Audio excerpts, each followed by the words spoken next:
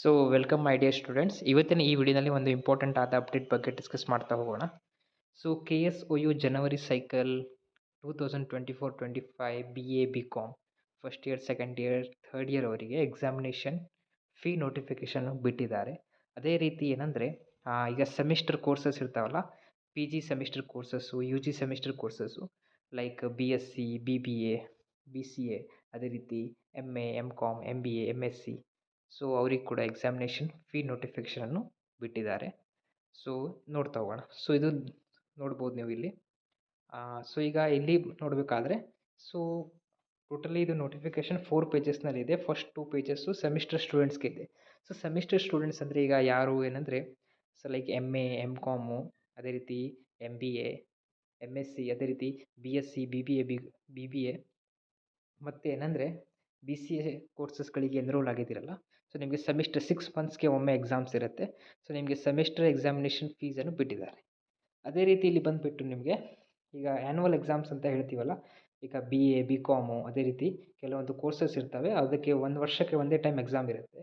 So ಅವ್ರಿಗೆ ಕೂಡ examination fee notification ಬಿಟ್ಟಿದ್ದಾರೆ, ಜನವರಿ ಸೈಕಲ್ ಅವರಿಗೆ ಬಿಟ್ಟಿದ್ದಾರೆ.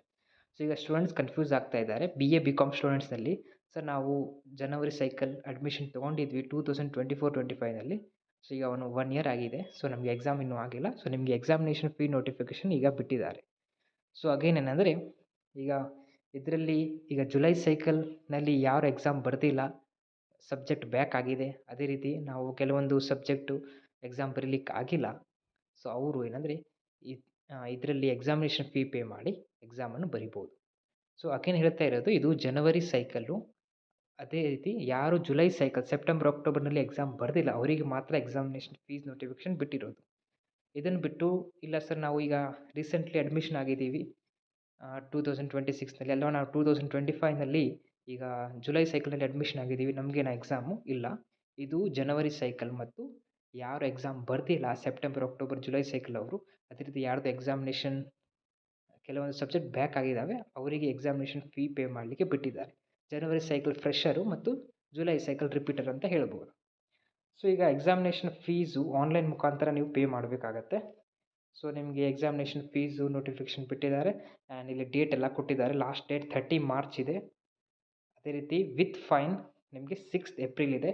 ಸೊ ಎಕ್ಸಾಮಿನೇಷನ್ ಯಾವಾಗಿರ್ತವೆ ಅಂತ ಸ್ಟೂಡೆಂಟ್ಸ್ ಕೇಳ್ತಾರೆ. ಸೊ ನಿಮ್ಮ ಎಕ್ಸಾಮಿನೇಷನ್ ಬಂದುಬಿಟ್ಟು ಏಪ್ರಿಲ್ 2026 ಅಂತ ಇಲ್ಲಿ ನೋಟಿಫಿಕೇಷನಲ್ಲಿ ಇನ್ಫಾರ್ಮ್ ಮಾಡಿದ್ದಾರೆ, ನೋಡ್ಬೋದು. ಸದರಿ ಪರೀಕ್ಷೆಗಳನ್ನು ಏಪ್ರಿಲ್ 2026ರ ಮಹಾಯಲ್ಲಿ ಪ್ರಾರಂಭಿಸಲಾಗುವುದು ಅಂತ ಕೊಟ್ಟಿದ್ದಾರೆ. ಸೊ ಟೈಮ್ ಟೇಬಲ್ ಇಲ್ಲ, ಇನ್ನು ನಿಮಗೆ ಲೇಟಾಗಿ ಬರುತ್ತೆ. So almost March last week ತನಕ ನಿಮಗೆ ಟೈಮ್ ಟೇಬಲ್ ಬರುತ್ತೆ. ಸೊ ಫಸ್ಟ್ ಎಕ್ಸಾಮಿನೇಷನ್ ಫೀಯನ್ನು ಪೇ ಮಾಡಿ.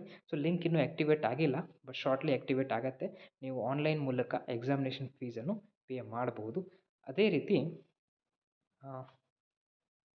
ನಿಮ್ಗೆ ಏನು ಹೇಳಬೇಕಾದ್ರೆ ಎಕ್ಸಾಮಿನೇಷನ್ ಫೀಸ್ ಎಷ್ಟಾಗಿರುತ್ತೆ ಅಂತ ನೋಡ್ಬೋದು ಇಲ್ಲಿ ನೀವು. ಸೊ ನಿಮಗೆ ಒಂದು ಸಬ್ಜೆಕ್ಟ್ ಪೇ ಮಾಡಬೇಕಾದ್ರೆ 700 ಇರುತ್ತೆ. ಸೊ ಯಾರ್ದು ಬ್ಯಾಕ್ ಆಗಿರುತ್ತಲ್ಲ ಅವರಿಗೆ.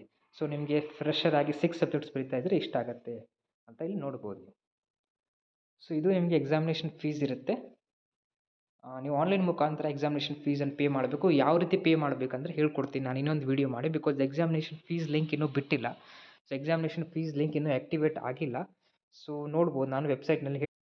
ಸೊ ಈ ರೀತಿ ನೋಡ್ಬೋದು ನಾವು. ಓಕೆ, ಸೊ ಎಕ್ಸಾಮಿನೇಷನ್ ಫೀಸ್ ವೆಬ್ಸೈಟ್ನಲ್ಲಿ ಹೋದಾಗ examination fee payment link will be updated shortly ಅಂದರೆ, ಸೊ ಇದು ಈ ವೆಬ್ಸೈಟ್ ಲಿಂಕ್ ನಾನು ನಿಮಗೆ ಡಿಸ್ಕ್ರಿಪ್ಷನ್ ಬಾಕ್ಸ್ ಮತ್ತು ಕಾಮೆಂಟ್ ಬಾಕ್ಸ್ನಲ್ಲಿ ಹಾಕಿರ್ತೀನಿ. ಸೊ ಇಲ್ಲಿ ರೆಡ್ ಒಂದು ಇಂಡಿಕೇಟರ್ ಹೈಲೈಟ್ ತೋರಿಸ್ತಾ ಇದೆಯಾ, ಅಲ್ಲೇ ನಿಮಗೆ ಎಕ್ಸಾಮಿನೇಷನ್ ಫೀಸ್ದು ಲಿಂಕ್ ಬರುತ್ತೆ. ಅಲ್ಲೇ ಕ್ಲಿಕ್ ಮಾಡಿ ನಿಮ್ಮ ರೋಲ್ ನಂಬರ್ ಹಾಕಬೇಕು.